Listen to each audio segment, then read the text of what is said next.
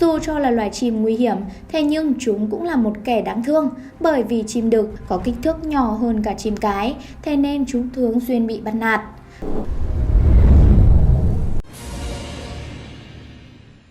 Xin chào tất cả các bạn đã quay trở lại kênh Giải Mã TV. Các bạn thân mến, nếu như bây giờ các bạn tự hỏi một người dân của nước Úc rằng là loài chim nào có vẻ đẹp tử thần và bị đáng ghét nhất ở xứ sở Kangaroo, thì chim đá điểu đầu mao chính là câu trả lời dành cho bạn đấy. Với một bản danh sách nạn nhân khá dài, và chim đá điểu đầu mao của Australia thì chẳng hề oan ức khi mang tiếng là một loài chim nguy hiểm nhất thế giới. Với móng vuốt dài và sắc nhọn, và trên ngón chân của chúng thì có thể gây thương tích cho người và con vật. Nếu như mà không tử vong thì chắc chắn là sẽ bị thương rất là nặng. Và trong video ngày hôm nay thì hãy cùng Giải Mã TV đi tìm hiểu về loài chim to lớn và khổng lồ này để xem chúng đáng sợ và nguy hiểm như thế nào nhé.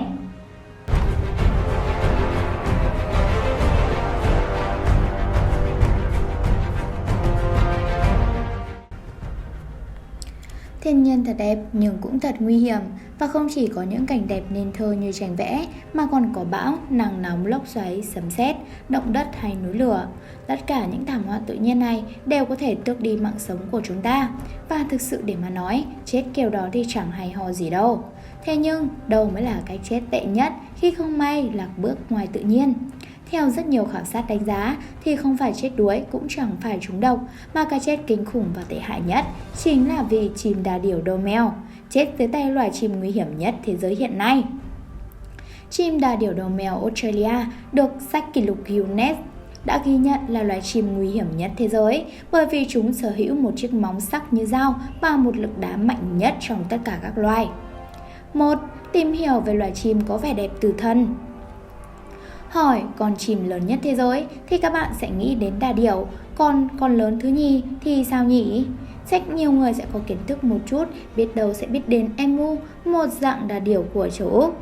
Còn loại đà điểu đầu mao thì bé hơn một chút và đứng thứ 3 trong danh sách những loài chim lớn nhất thế giới hiện nay. Và đây là loài chim bản địa của Úc, sống trong các khu rừng vùng Đông Bắc của châu lục hiện nay.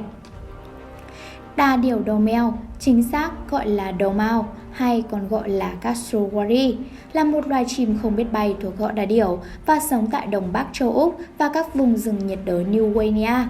Loài chim này có một vẻ ngoài đáng sợ, chúng có một bộ lông hai màu là màu xanh và màu đen. Phía trên đầu có một màu sừng rất cứng như loài khủng long, khiến chúng ta thoạt nhìn cứ lầm tưởng đây là một loài vật thời tiền sử nữa đấy. Khoan, hãy để những yếm thịt màu đỏ làm của nó đánh lừa bạn. Hãy nhìn xuống bàn chân thô kệch của chúng, tạo hóa đã lắp vào mỗi bên một con dao găm theo đúng nghĩa đen. Bàn chân của nó có những móng vuốt cực nhọn và móng của ngón chân giữa có thể dài tới 125mm. Những móng vuốt này lại cực kỳ đáng sợ khi mà chúng dùng chân để đá người và vật. Nếu bị chúng tấn công thì nạn nhân nếu không tử vong thì cũng sẽ bị thương rất nghiêm trọng. Khi trưởng thành thì chim đà điểu đầu mèo Australia phía Nam cao từ 1,5 cho đến 1,8 mét, con cái có thể cao tới 2 mét, nặng 58,5 kg. Dù nặng gần 1 tạ, thế xong chúng có thể nhảy cao đến 1,5 mét khi ra đá, nghĩa là đá ngang tầm ngực của con người. Đà điểu đầu mèo khi tấn công thường đá thẳng về phía trước, từ dưới lên trên với lực rất mạnh. Và đà điểu đầu mèo có thể chạy với vận tốc 50 km/h xuyên qua rừng rậm. Khi chạy thì chúng giơ hai cánh lên và vỗ để giữ thăng bằng. Nó cũng có thể nhảy cao tới 1,5 mét. Ngoài ra thì chúng cũng là những vận động viên bơi hết sức tài ba. Chúng có một cái mào nhìn như sừng, thế nhưng thực ra lại rất mềm và xốp, cao tới 18cm. Và đã có nhiều giả thuyết về chiếc sừng này, đó là có người bảo rằng sừng để thu hút con cái và để làm vũ khí, để làm công cụ gặt lá khi chạy trong rừng. 2. Tập tính của chim đà điểu đầu mèo. Đà điểu đầu mèo có một tập tính phân chia lãnh thổ rõ ràng và sống khá cô độc, trừ mùa giao phối duy trì nòi giống. Và chim đà điểu đầu mèo ăn chủ yếu là hoa, nấm, ốc sên, côn trùng, ếch, chim, chuột và cá. Đáng sợ hơn, đây là loài chim có bản tính hung dữ và ý thức bảo vệ lãnh thổ vô cùng nghiêm ngặt. Thật không may cho người và các loài động vật khác vô tình xâm phạm vào lãnh thổ của chúng trong tự nhiên.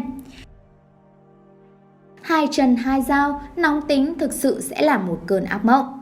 Loài này được mô tả là nguy hiểm với người và động vật nuôi ở trong nhà, với rất nhiều tài liệu đã ghi nhận là các cuộc tấn công của nó với con người. Thậm chí, nó có nhiều bằng chứng cho thấy nó có thể giết người bằng cách moi ruột. Những vết thương do chúng gây ra nếu không chết người thì cũng sẽ rất nghiêm trọng. Chỉ cần con vật này tung cước, lốp xe thì chắc chắn sẽ bị chọc thủng. Và đa điểu đầu mèo rất giống một loài khủng long thời tiền sử, khác chăng là ở phần đuôi. Và có một tin tốt lành, đó chính là trên thế giới, vụ người tử vong do đa điểu đầu mèo tấn công xảy ra đã lâu lắm rồi, mãi từ đến thập kỷ 20 của thế kỷ trước. Sau đó thì sẽ xảy ra lẻ tẻ những vụ con người bị thương. 3. Cách sinh sản của chim đa điểu đầu mèo. Đa điểu là loài chim thích sống một mình, trừ khi chọn bạn tình đẻ trứng và tìm kiếm thức ăn. Và sau khi ra phối, con cái đẻ trứng bỏ đi, con đực sẽ phụ trách việc ấp trứng. Dù cho là loài chim nguy hiểm, thế nhưng chúng cũng là một kẻ đáng thương, bởi vì chim đực có kích thước nhỏ hơn cả chim cái, thế nên chúng thường xuyên bị bắt nạt. Và đến mùa sinh sản, con cái cũng tự cho mình cái quyền trăng hoa, kết đôi với ít nhất là 3 con đực khác nhau. Trong đó thì con cuối cùng sẽ phải chịu trách nhiệm, đó chính là đổ vỏ, chăm sóc lũ chim non. Đó là sự thật đấy, bởi vì con cái sau khi đẻ trứng sẽ bỏ nhà ra đi, để lại con đực với cảnh gà trống nuôi con theo đúng nghĩa đen. Thế nhưng, những chú cassowary đực tội nghiệp này sẽ chẳng bao giờ biết được lũ chim non có phải là con của mình hay không, chỉ biết nai lưng ra ấp trứng mà kiếm ăn mà thôi. Chưa hết. Trứng chim phải được ấp trong ít nhất là 50 ngày, đến khi trứng nở thì chim đực đã gầy tọp đi khoảng 1/3 trọng lượng vốn có, nên đến chuyện kiếm ăn cũng thành một vấn đề nan giải. Ngoài ra thì những chú chim này còn tội nghiệp ở chỗ số lượng loài của chúng sụt giảm đến thảm hại do 90% môi trường sống đã bị con người tước đi mất. Và ước tính thì so với khi phát hiện ra chúng, hiện chỉ còn 20 cho đến 25% chim cassowary sống sót ngoài tự nhiên. Việc này được các chuyên gia đánh giá là rất nguy hiểm cho hệ sinh thái vì thức ăn chủ yếu của cassowary là các loại quả và chúng góp phần phân tán hạt giống của nhiều loại cây quý hiếm ra ngoài môi trường. 4. Là một loài chim đáng sợ nhất đối với con người. Chẳng phải tự nhiên mà chim đa điểu đầu mèo được sách kỷ lục Guinness đưa vào hạng mục là loài chim nguy hiểm nhất thế giới. Tuy nhiên, cái sự nguy hiểm này không phải là do chúng, mà là vì con người chúng ta. Trái với vẻ ngoài đáng sợ, chúng vốn là một loài chim khá hiền hòa. Tuy nhiên, loài chim này có thể trở nên cuồng loạn khi hoảng sợ hoặc bị dồn vào chân tường. Lúc đó thì chúng sẽ nhảy bổ vào con mồi, sử dụng bộ vuốt khổng lồ để cào xé. Bộ vuốt này không đủ để xé xác con mồi, thế nhưng có thể gây ra những vết thương cực kỳ nghiêm trọng với đường kính miệng vết thương từ 2 cho đến 5 cm. Và sự thật thì cũng lâu lắm rồi chưa có ai chết vì chim đa điểu đầu mào. Sự việc gần đây nhất xảy ra từ năm 1926 khi mà người đàn ông cố gắng săn một con cassowary khi đi lạc. Tuy nhiên, sau khi loài chim này được đưa vào danh sách nguy cấp, loài người bỗng trở nên cưng chiều chúng hơn. Họ cho chúng ăn bất cứ khi nào gặp nhau, ra sức bảo vệ chúng. Điều này khiến loài chim hình thành một tập tính kỳ lạ, đó chính là rất quý con người và đợi chờ được ăn ngon. Hệ quả, chúng có thể bất ngờ xuất hiện trước mặt con người. Nhiều người không biết, thay vì cho ăn, họ lại tìm cách dọa dẫm, xua đuổi chúng, rồi để bị chúng điên tiết tấn công. Với lợi thế thể hình, chúng ta chẳng cách nào chống lại được chúng.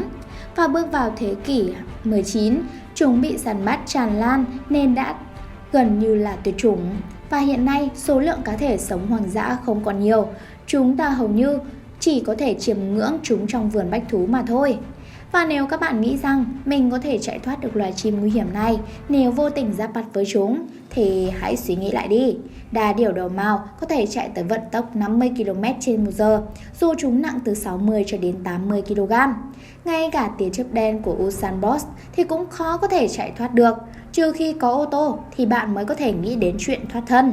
Và hơn nữa, chúng cũng là một chuyên gia bơi lội cừ khôi, có thể bơi ở sông và biển một cách dễ dàng. Thực chất thì khi có một mình và được tôn trọng thì đa điểu cassowary lại vô cùng e thẹn chứ không lại hung dữ như chúng ta nghĩ. Và cách nghiên cứu cho thấy cách thức ăn, uống làm thay đổi hành vi tự nhiên của đa điểu cassowary. Điều này có thể giúp chúng làm quen với con người và hòa nhập với chúng ta nhờ thức ăn. Thế nhưng nếu ai đó không biết và xua đuổi chúng đi thì tự họ đã rước rắc rối cho bản thân mình. Thế nhưng nhìn chung, đây vẫn là một loài vật quan trọng đối với hệ sinh thái và đang rơi vào tình trạng nguy cấp. Điều duy nhất con người nên làm cho chúng đó là để chúng yên, đừng phá hoại thiên nhiên và cũng đừng lại gần chúng nữa là được. Hiện nay thì số lượng chim là điểu đầu mao đang có dấu hiệu suy thoái và giảm dần đi do mất đi môi trường sống.